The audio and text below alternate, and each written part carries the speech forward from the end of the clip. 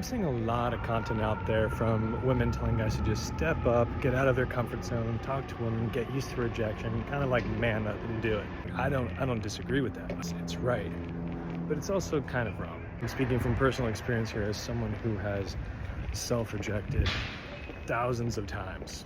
And yet a lot of it comes from a lack of self-worth and things like that that really need to be worked through. The stakes are made way too high. The weight that we as men, or a lot of us anyways, place on the validation from women is in itself also way too high. It puts us in this difficult spot where the response we get really does feel like it dictates how we feel about ourselves. It's proof of how much worth that we have. It's proof of how attractive we are. And that's not an excuse, that's just an explanation. That's something that every individual needs to go on their own journey about and work on themselves. But that's where compassion is needed, because what's missed in this commentary from women about like men should just do it is that it's a lived experience that women simply don't have.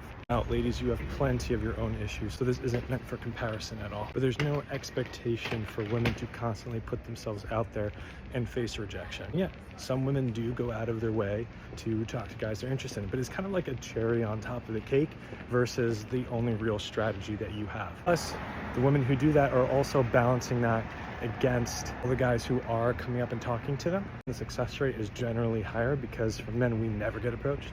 So when we do, it is just so flattering. It's easy to say like, oh, it's really not that big a deal when it's not something you really have to deal with. I do agree with you. Intellectually, it's really not that big a deal, but somatically it is. Getting rejected 9 times out of 10 when there's really no other source of validation, no one's really coming up to you, puts your nervous system through a battering. Also remember, we're getting conflicting advice. Some people like just go up and tell someone if you think they're cute or not, while other people are saying if you go and do that, it's a no-no. Because apparently going up and telling someone like, hey, my name is so-and-so, I just thought you were cute, isn't the move. It's not showing enough interest, even though that's really all you have to go off a lot of times. So in summation, agreed. We should be approaching more. Men and women, just going up and approaching more and talking to people more if we think there's a genuine interest there or we're genuinely interested in them. We shouldn't take it too seriously. Life is too short to take these kinds of things seriously. At the same time, it can be really difficult. We all have insecurities and things like that we need to work through. Somatically, nervous system wise, it's